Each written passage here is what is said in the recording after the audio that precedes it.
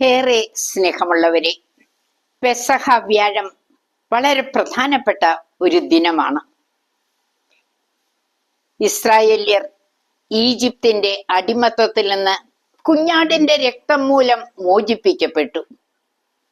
ഇതാ പാപത്തിന്റെ അന്ധകാരത്തിൽ നിന്ന് യേശുവാകുന്ന കുഞ്ഞാടിന്റെ രക്തം ചൊരിഞ്ഞുകൊണ്ട് നാം മോചിതരായി.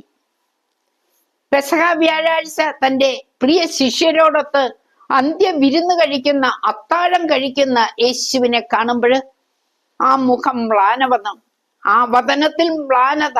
എന്തുകൊണ്ട്? ഒറ്റിക്കൊടുക്കുന്ന യൂദാസിത അടുത്ത്, തള്ളിപ്പറയുന്ന പത്രോസ് അടുത്ത് തന്നെ. ചിതറിയോടുന്ന ശിഷ്യഗണത്തിനാണ് അപ്പം കൊടുക്കുന്നത്.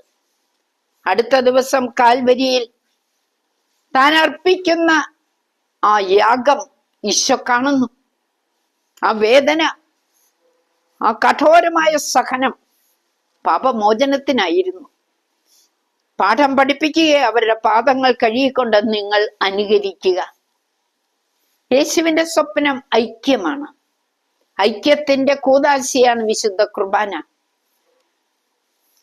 യേശു പ്രാർത്ഥിക്കുകയാണ്. യോഹന്നാന്റെ സുവിശേഷം 17-ാം അധ്യായം 21-ാം തിരുവചനം, അവരെല്ലാവരും ഒന്നായിരിക്കാൻ വേണ്ടി പിതാവെ അങ്ങെന്നിലും ഞാൻ അങ്ങിലും ആയിരിക്കുന്നത് പോലെ അവർ ഒന്നാകുന്നതിനാണ് പ്രാർത്ഥിക്കുന്നത്. അതുകൊണ്ട് തന്നെ അൾത്താരയിൽ തിരുബലി അർപ്പണം.